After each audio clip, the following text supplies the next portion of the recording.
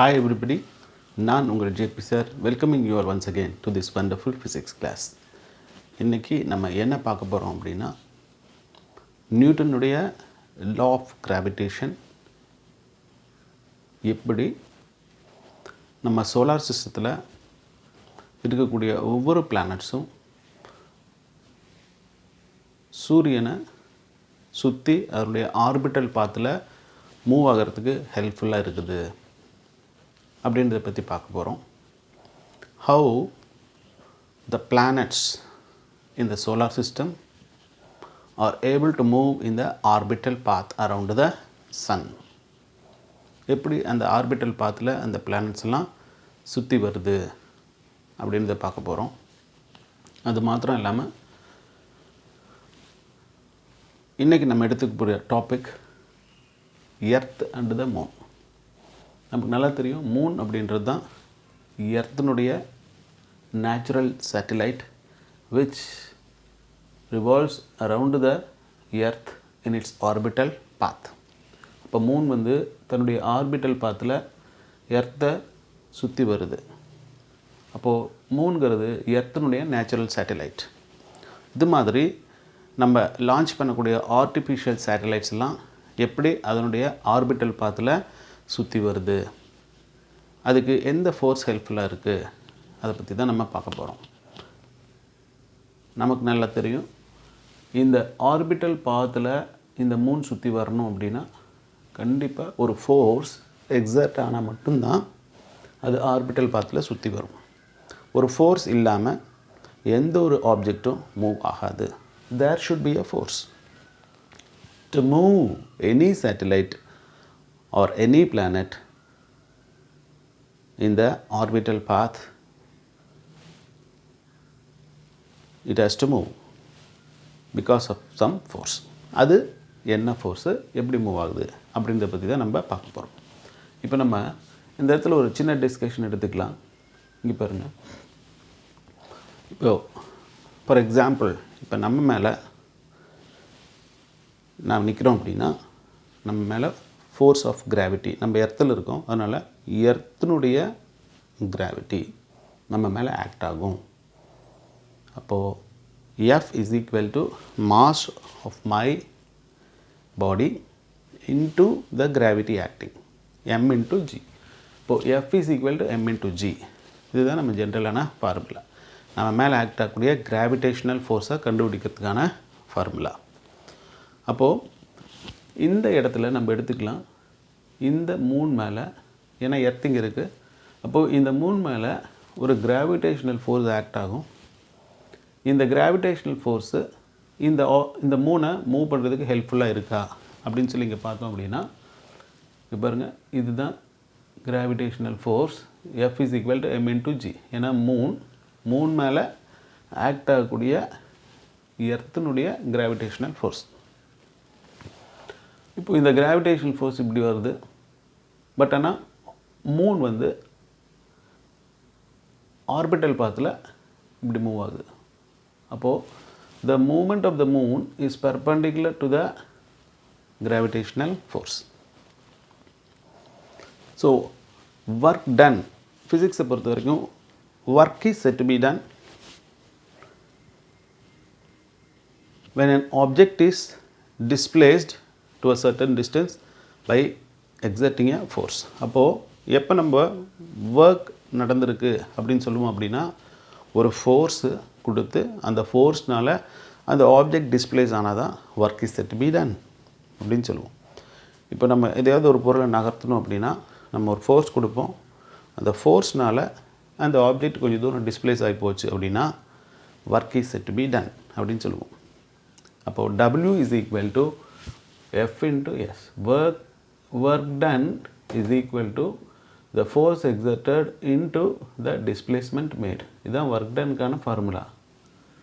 அப்போது இந்த இடத்துல work done by the force of gravity எவ்வளோ அப்படின்னு பார்த்தா W is equal to Fs. இங்கே ஒரு ஆங்கிள் மெயின்டைன் ஆகும். இந்த ஆங்கிள் பார்த்திங்கன்னா 90 டிகிரி இருக்குது. டிஸ்பிளேஸ்மெண்ட் இப்படி இருக்குது, டிஸ்பிளேஸ்மெண்ட், பட் the force இங்கே ஆக்ட் ஆகிட்டு இருக்கு. So the angle between the force and the displacement of the object is 90 degree. அப்போ cos 90 fs cos 90 அப்படின்னு எழுதுறோம். அப்போ fs cos 90 னுடைய வேல்யூ 0. அப்போ work done is said to be 0. So work done by the force of gravity, work done by the force of gravity on the moon is 0. So no work is done by the force of gravity on the moon. அப்போ இந்த force of gravity நால இந்த moon வந்து orbital பாத்தில் நகரதில்லை. But some other force is acting. What is that? அது வேற ஒன்றும் இல்லை. இது force of attraction between the earth and the moon. அந்த ஃபோர்ஸை நம்ம கால்குலேஷனுக்கு எடுக்கணும். நியூட்டனுடைய law of gravitation நம்ம இங்கே கால்குலேஷனில் எடுத்துக்கணும். Newton's law of gravitation. So work is done by the force of attraction. Work is done by the force of attraction between the earth and the moon. அப்போது இப்போ நம்ம ஒரு கல்லை ஒரு கயிறில் கட்டி இப்படி சுற்றி பேர்ல் பண்ணோம் அப்படின்னா இப்படி சுற்றணும் அப்படின்னா அது அந்த ஆர்பிட்டல் பாத் அந்த ரவுண்ட் பாத்தில் அப்படி சுற்றி வந்துகிட்டே இருக்கும். அப்போது நம்ம கையை நோக்கி ஒரு ஃபோர்ஸ் உள்ளே வர மாதிரி நமக்கு தெரியும். A force will be acting towards our hand, towards the center. அதுதான் centripetal force அப்படின்னு சொல்லுவோம். அப்போது நான் கொடுக்கக்கூடிய அந்த ஃபோர்ஸ்க்கும் அந்த ஸ்டோனுக்கும் இடையில் ஒரு அட்ராக்டிவ் ஃபோர்ஸ் இருக்குது. அதனால தான் அந்த ஃபோர்ஸ் டுவர்ட்ஸ் த சென்டருக்கு வர மாதிரி நம்ம கைக்கு ஒரு இழுவை தெரியும். ஒரு இப்படி இழுக்கிற போது நல்லா அந்த ஃபோர்ஸை நம்ம ரெகக்னைஸ் பண்ண முடியும். ஸோ அது மாதிரி தான் இப்போது there will be a force of attraction which is nothing but the centripetal force that acts towards the center. அப்போ இந்த centripetal forceனால தான் இந்த மூன் வந்து தன்னுடைய ஆர்பிட்டல் பாத்தில் மூவ் ஆகி வருது. It is very clear. It is the force of attraction between the two objects which makes the object to move in the orbital path. அப்போ கண்டிப்பாக நமக்கு நல்லா தெரியும். அப்போது நியூட்டனுடைய law of gravitation holds good for the objects to move in the orbital path. அப்போது எந்த ஒரு ஆப்ஜெக்டை வேணாலும் இருக்கலாம். அந்த ஆப்ஜெக்ட் அந்த செலஸ்டியல் ஆப்ஜெக்ட் ஸ்பேஸில் இருக்கக்கூடிய அந்த செலஸ்டியல் ஆப்ஜெக்ட் தன்னுடைய ஆர்பிட்டல் பாத்தில் மூவ் ஆகணும் அப்படின்னா நியூட்டனுடைய law of gravitation தான் காரணம். There should be a force of attraction between the two objects taken. Okay, இப்போ நம்ம என்ன கண்டுபிடிக்க போகிறோம்னா force of attraction, gravitational force of attraction between the earth and the moon. அதை நம்ம இப்போ கண்டுபிடிக்க போகிறோம். Force of attraction, force of attraction, force of attraction between earth and moon. எர்த்துக்கும் மூணுக்கும் இடையில் இருக்கக்கூடிய ஃபோர்ஸ் ஆஃப் அட்ராக்ஷன் எவ்வளோ, அதை நம்ம ஃபஸ்ட்டு கண்டுபிடிச்சிடலாம். ஓகே, இப்போ நமக்கு நல்லா தெரிஞ்சு போகுது. இந்த மூன் வந்து கிராவிடேஷ்னல் ஃபோர்ஸ் ஆஃப் த எர்த்துனால மூவ் ஆகுறது இல்லை, கிராவிடேஷ்னல் ஃபோர்ஸ் ஆஃப் எர்த்துனால மூவ் ஆகுறது இல்லை. அப்படி மூவ் ஆகிருந்தால் கீழே வந்து விழுந்துருக்கும். எப்படி ஒரு ஆப்பிள் மேலே தூக்கி போட்டால் கீழே வந்து விழுகுதோ அப்படி கீழே விழுந்துருக்கணும் மூன். ஆனால் மூன் வந்து கீழே விழுகிறதில்ல, ஆர்பிட்டல் பாத்தில் மூவ் ஆகுது. அப்போது ஃபோர்ஸ் ஆஃப் கிராவிட்டினால் இந்த மூன் நகர்ந்து கீழே விழுந்துறதில்ல, எர்த்தில் விழுகிறதில்ல. பட் ஆர்பிட்டல் பாத்தில் மூவ் ஆகணும்னா some other force should act. அந்த ஃபோர்ஸ் தான் சென்ட்ரிபிட்டல் ஃபோர்ஸ். அது எதனால் ப்ரொவைட் ஆகுது அப்படின்னா கிராவிடேஷனல் ஃபோர்ஸ் ஆஃப் அட்ராக்ஷனால். இப்போ இந்த gravitational force of attraction between the earth and the moon எவ்வளோ அப்படின்னு சொல்லி நம்ம பார்க்கலாம். F gravitation is equal to, நமக்கு ஃபார்முலா தெரியும். Force of attraction between the two objects நம்ம கண்டுபிடிக்கணும்னா யூனிவர்சல் லா ஆஃப் அட்ராக்ஷனுக்கான ஃபார்முலா அதான் யூனிவர்சல் லா அப்படின்னு சொல்லுவோம். So this is universal law. இது எல்லா ஆப்ஜெக்ட்டுக்கும் இது பொருந்தும். இங்கே நம்ம என்ன எடுக்கணும், ஜி அப்படின்றது gravitational constant, g into the mass of the earth into the mass of the moon divided by the distance between the earth and the moon. So distance between the earth and the moon square. So earth and the moon இடையில இருக்கக்கூடிய distance. இப்போ மூணுக்கும் எர்த்தனுடைய சென்டருக்கும் மூணுடைய சென்டர்லையும் இருக்கக்கூடிய இந்த டிஸ்டன்ஸை நம்ம square பண்ணால் நமக்கு gravitational force of attraction கிடச்சிரும். இப்போ ஜீனுடைய வேல்யூ நமக்கு நல்லா தெரியும். It is 6.673 into 10⁻⁻11. அதனுடைய யூனிட் வந்து newton metre square divided by kilogram square into mass of the earth. Mass of the earth 5.972 into 10⁻24 kg. Mass of the moon, it is 7.34 into 10⁻22 kg. கவனிங்க, இங்கே எர்த்தனுடைய mass 10⁻24 kg இருக்குது, மூணுடைய mass 10⁻22 kg. இந்த 7.34 இந்த 5.972 அப்படிங்கிறதுலாம் ஒரு small value. அப்போது 6 into 10⁻24 எழுதலாம். இதே 7.4 into 10⁻22 சொல்லி நம்ம எழுதலாம். So this not plays a major role. Versus இந்த 10⁻22 10⁻24 அப்படின்றது தான் அந்த மாஸை வந்து நம்மளுக்கு ஸ்பெசிஃபை பண்ணி கிளியராக காமிக்கும். அப்போது 10⁻24 அப்படின்றது ஒரு கிரேட்டர் மாஸ், 10⁻22 அப்படின்றது ஒரு greater mass. So mass of the earth is greater of the order 10⁻24. Mass of the moon is also greater of the order 10⁻22. So இப்போ இதனுடைய டிஸ்டன்ஸ் எவ்வளோ இருக்கும் அப்படின்னா it is 3.84 into 10⁸ metre. 3.84 into 10⁸ metre, 10⁸.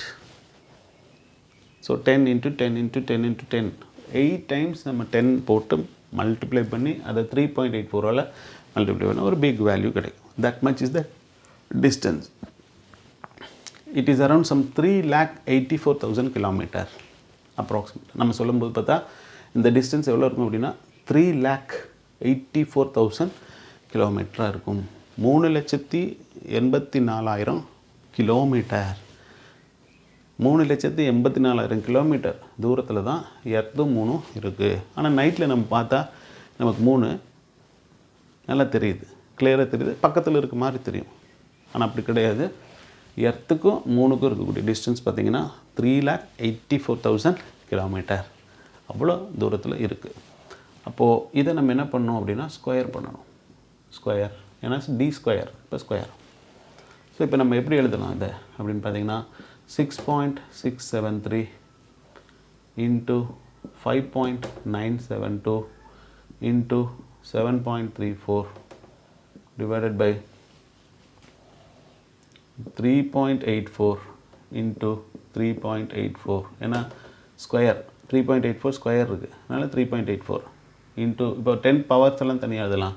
10⁻⁻11 into 10⁻24 into 10⁻22 into இங்கே வந்து 10⁻8 இருக்குது, அது மேலே போச்சு. இப்போ 10⁻8 ஸ்கொயர் பண்ணோன்னா 10⁻16 ஆயிரும். மேலே போச்சுன்னா 10⁻−16 அப்படின்னு வந்துடும். 46. ஸோ இங்கே 20 20 40 ப்ளஸ் 24 + 22 46. 46 இங்கே இருக்குது, இங்கே -16 இருக்குது. ஸோ அது போச்சுன்னா 46ல் -16 போச்சுன்னா 30 இருக்கும். இந்த 30ல் 11 போச்சுன்னா, ஏன்னா இது -11 போச்சுன்னா நமக்கு 10⁻19 இருக்கும். ஓகே. ஸோ இப்போ இந்த வேல்யூ எவ்வளோ வரும் அப்படின்னு பார்த்தீங்கன்னா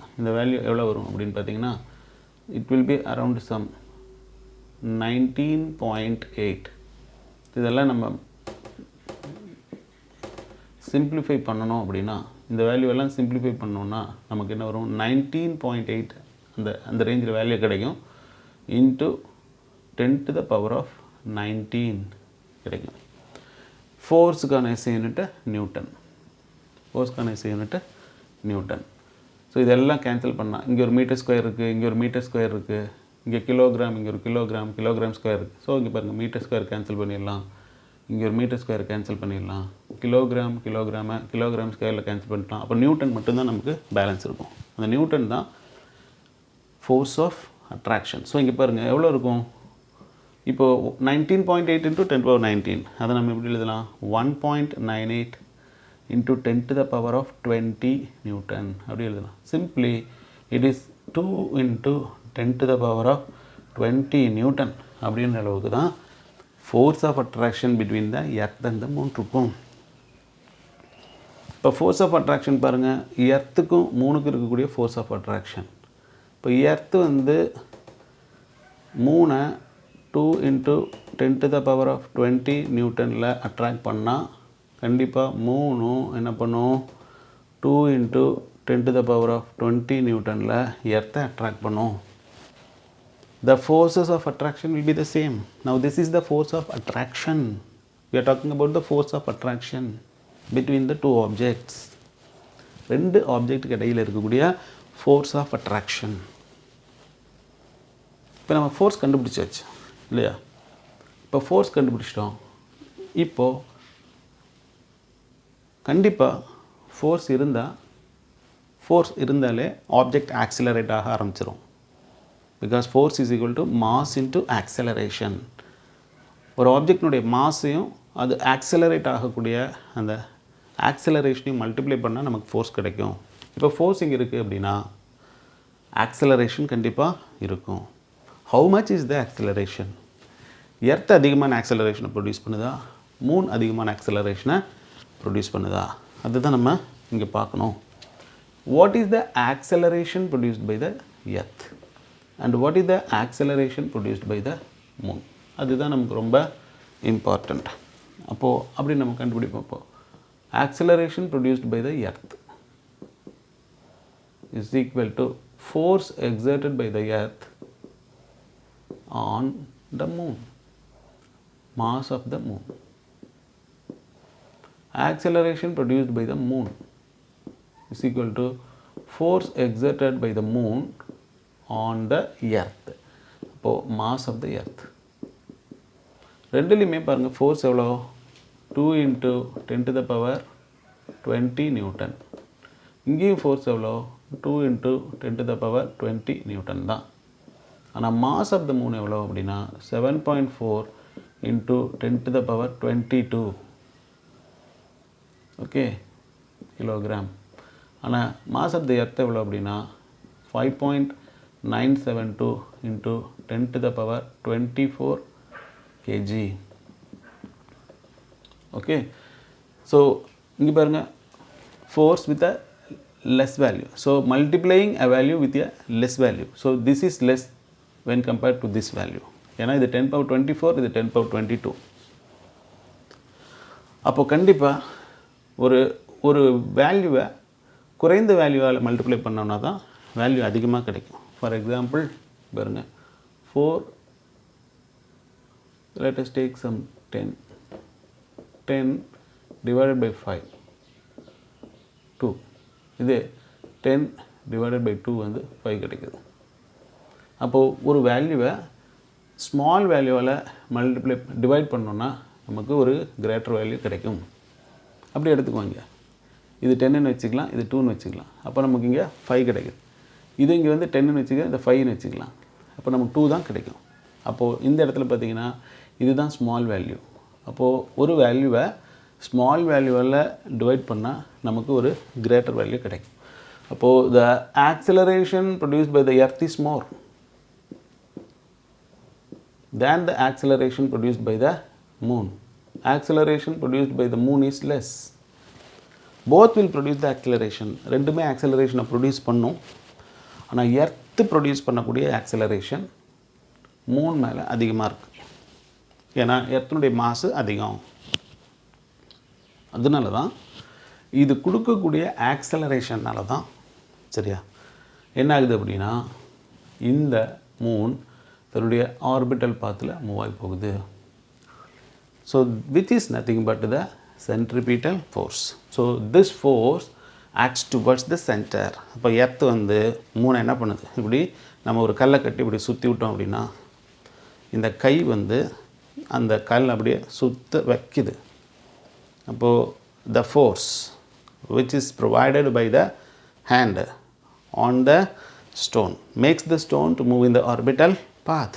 The same way now the earth is providing a force on the moon. இப்போ எர்த் வந்து மூன் மேலே ஒரு ஃபோர்ஸை கொடுத்து அந்த மூனை அதனுடைய ஆர்பிட்டல் பாத்தில் சுத்த வைக்குது, which is nothing but the centripetal force.